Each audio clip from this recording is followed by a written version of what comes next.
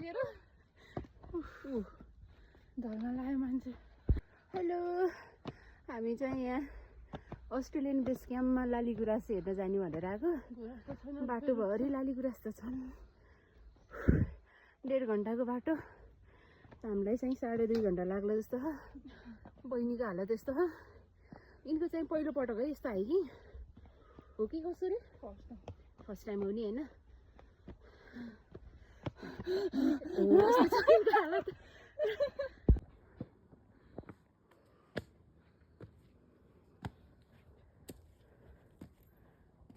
यता हेलो, रातो रातो है, कति राम्रो। नमस्ते। नमस्ते।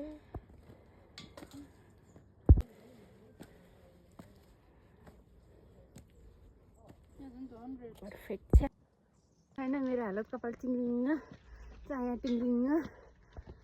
यहाँ हाँस्ने चाहिँ बहिनी हो क्या फेरि। तिम्रो पनि चाया टिङ्रिङ्ग हो कि क्या? मसिनो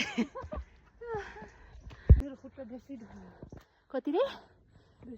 बेसी भनेको कति?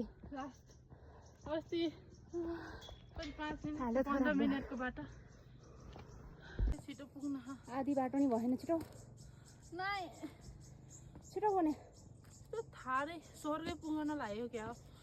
हेलिकप्टर पठाइदिउँ? ना पर्दैन, भाइले जानको हेलिकप्टर पठाइदिन्छु। वाह,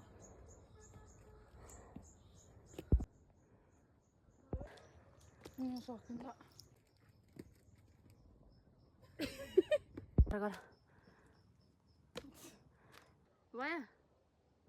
हाम्रो एउटा साथी छुट्टिएर अगाडि पुगिसक्यो।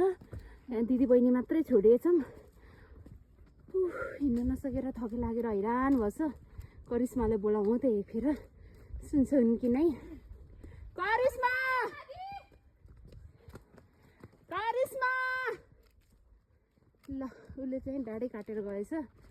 सुनिँदैन। तर यो बाटो कस्तो राम्रो बनाएछ क्या अहिले। यस्तो ढुङ्गा हालेर धेरै वर्ष अगाडि आएको थिएँ।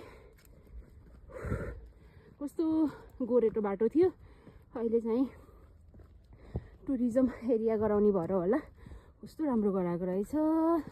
तर हामी त लगभग आधी फुलेर झरिसकेको अवस्थामा आइरहेछौँ। आज फागुनको 22 गते भोट हालेर आउँदा अलिकति ढिलो भयो होइन त बहिनी? बरु तिमीले भोट कसलाई हालिदिएको रे? माटोलाई हो। हामी सबै माटो प्रेमी, देश प्रेमी, भूमि प्रेमी। भूमि होइन? हेर्नुहोस् न, यो माटोमा फुलेको फुल कति राम्रो छ। जङ्गलै रातम्मे। ठिक हो क्या। आज 3 मन छ। मेरो बहिनी हिँड्न नसकेर फ्या गरेर ऊ। ल हेर्नुहोस्, गाह्रो छ हिँड्न पनि। यो स्कुटर बाइकमा पछि हिँड्नेलाई त बल्ल 45 हुन लाग्यो। फेरि 40 मा जान लाउनु भयो के केजी हो र?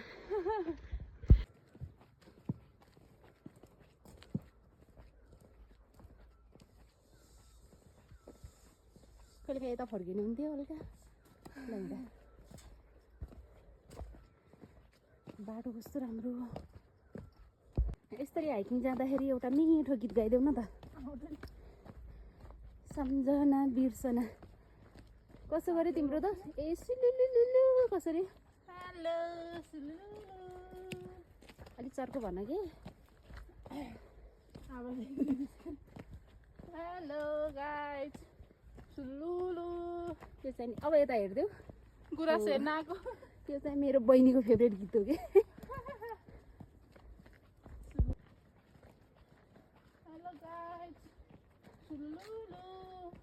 सिलुलुलुको फेभरेट।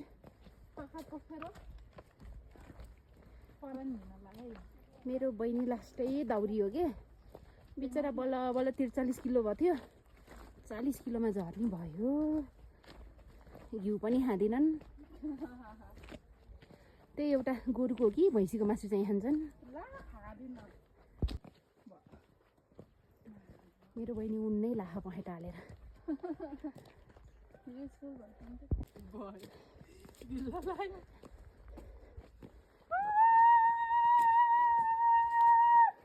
मेरो बहिनी जङ्गल आएको त बाँदरको बोली पो बोल्न सिक्दै छ त।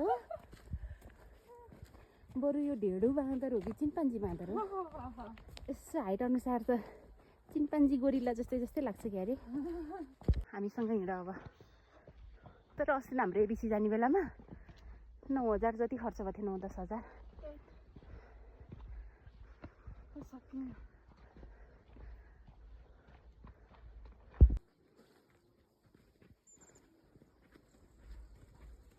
स्कुल हो यो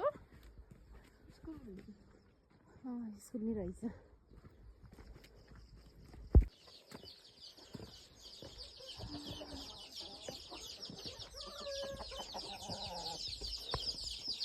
आमा अब यहाँबाट डाँडा पुग्न कति लाग्छ धेरै छैन 15 मिनट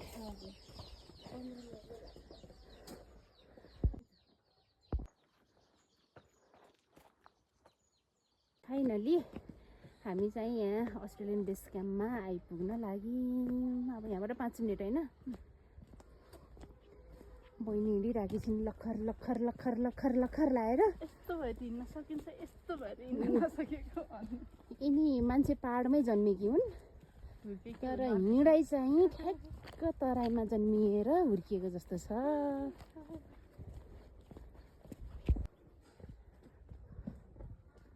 हामी यहीँबाट जान्छौँ होइन यसैबाट कति चिसो रहेछ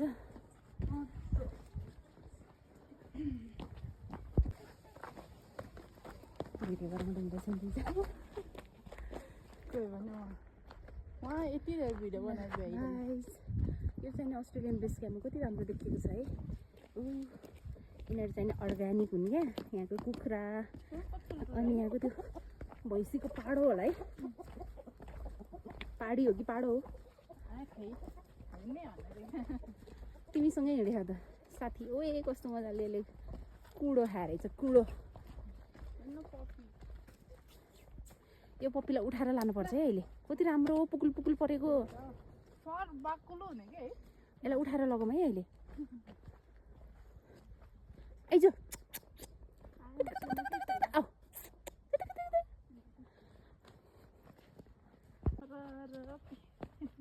कस्तो रे गीत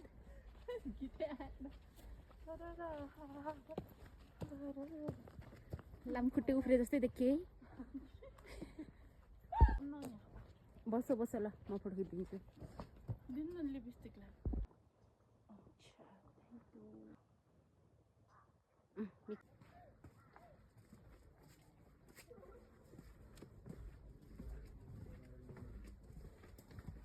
अब त्यहाँ गएर टक्क लाएर उभियो स्मेल कति मिठो आएको